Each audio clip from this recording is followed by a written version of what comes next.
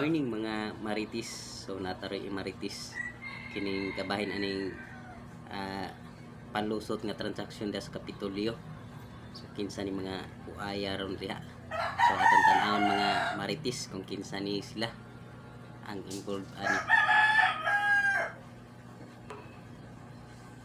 Pero ato ni batayan ha, basta dako gani kay kwarta naa diha ang mga binuang nga mga transaksyon. Ug doon ako inadunggan kanang mga tao nga naglibot karon ni Governor Pambari 4 gidominahan sa mga Durano lain ug tuyo. Amot na hanad pa sila sa Danao, mga ilang bisyo, daghan kay palusot ng mga transaksyon karon sa Kapitolyo. Busa, manuktok tas kasing-kasing sa mga tarong ng mga opisyal o mga kawanis Kapitolyo pa yung lian ng inyong Bids and Awards Committee ang pa kay naako no dihang maniobra. Kung kaluoy ni Governor Pambari 4 sa iyang kalinghod pa in taon sa pagduma sa probinsya sa Subo, una yun, buko-bukuhon siyang kaugalingong mga tao. Pero ato ni batayan ha. So muna guys, so saludo ko ni Sir Leo Lastimosa kay natiguang na sa media. So saludo ko ni mo sir nga ikaw pa nakabuhat ana o komentaryo kay sa street nga balik ko wa gyud dito komentaryo hasta sa brigada ni pare wa gyud na komentaryo dito. So kana nga issue sige na ko comment ana mismo sa post ni Sir Leo Lastimosa kabahan atong issue dia sa hospital sa Danao nga ilibilto unta ni Prasco nga gibabaga ni Gobernador Pam. So actually kung kuan man god ato nang tan-awon si Gobernador Pam ang iyang programa hospital, pero nganong nibabag man siya sa kanang kuan ni Prasco sa plano ni Prasco nga ilibilto ang hospital sa Danao. Ang hinungdan ana tungod aning mga Durano mo manggi hinungdan kung anong nagbabag-babag to si Gobernador Pam sa plano ni Prasco. Kaya kini mong mga Durano dili na first time diri nga mga proyekto nila ni Prasco ug ni Gwen babagan nila. Dili na first time diri sa Danao nga nahitabo. Labi na og dagko nga proyekto ilaging babagan. So daghang mga proyekto unta diri gibuhaton sa Danao nila ni Gwen og ni Prasco nga ilang babagan. So karon nya nabulgar na sa una mong sa pagpangapanya pa lang sa wapay eleksyon wala jud kumubutar ni Pam kay nakibaw ko kunsay na asloyo ni Pam mga buaya nga kumbiktado na sa kasong korupsyon. So muna siya, so natoy gipo si Governor Pam nga sugpuon ang korupsyon.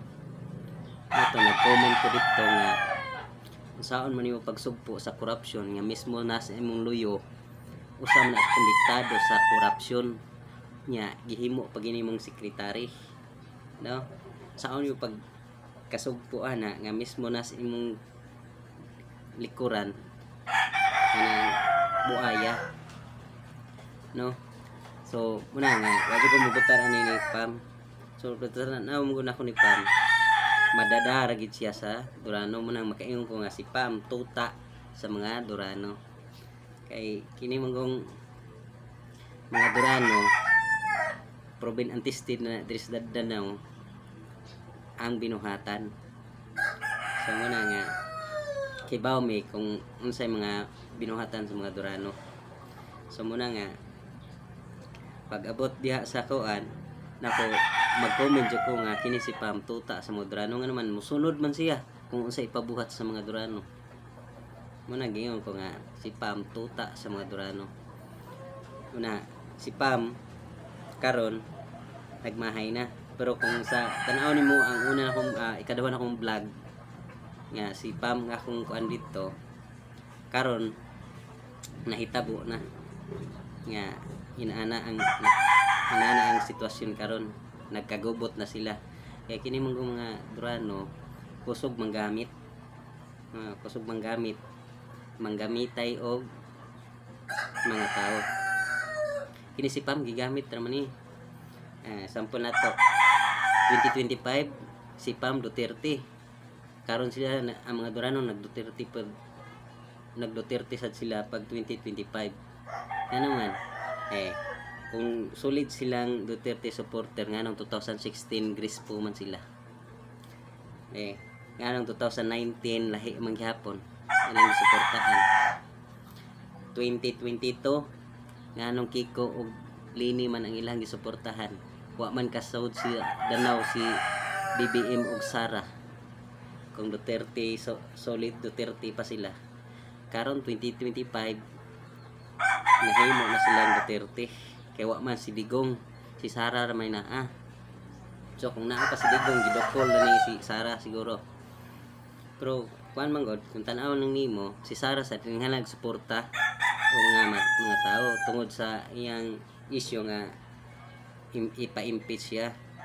So mo nang gitukob lang siya ning kining iyang kuan kanang kuani sa mga Durano kay kini mga Durano Duterte kaliwat ram guna. Pero di lang ta personal naman ning ilasad. Di lang ta nato i-appeal kay kasugan ta. Kaya kung sa personal man god di gina magkaduol ang Duterte ug ang Durano nga naman. Mao na hinungdan nganong naabot sa Davao ang mga Duterte. Ang Durano mo hinungdan. So man kung masayod mo gusto mo kuan dito lang mo pang kuan sa ilahang side kung anong naabot na sila Davao. So kung atong tan-awon man god karon si Pam looy kaayo, no? Looy kaayo si Pam kay gigamit ra siya.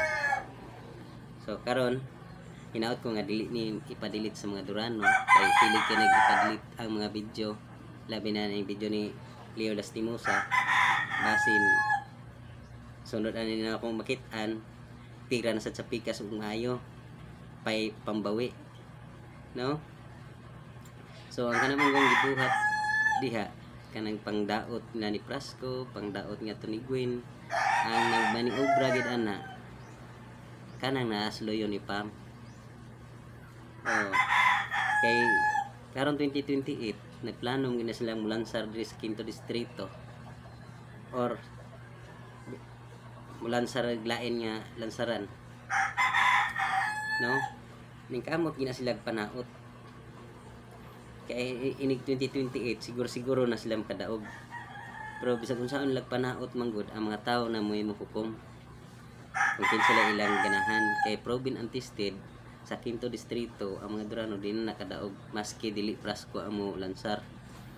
Kay proven and tested na ang mga Durano walay ayoy nabuhat sa sila pa ang nagduma sa 5th distrito, no?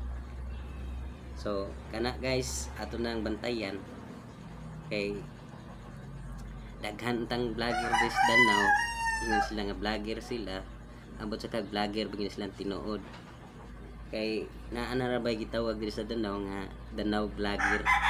Pero tan-aw nimo ang ilang mga content mga kabuang raman. So mga tao makakita mayon wa ni siya nag-vlogger wa man nabuang, no? Muna nga lahi ang pag-vlog, lahi pod ang kanang ilang entertainment. So moingon sila nga vlogger sila kanang himo sila video dili na tinuod kay dili tanang naghimo-himo video vlogger na. So kana lang guys, God bless mga Marites.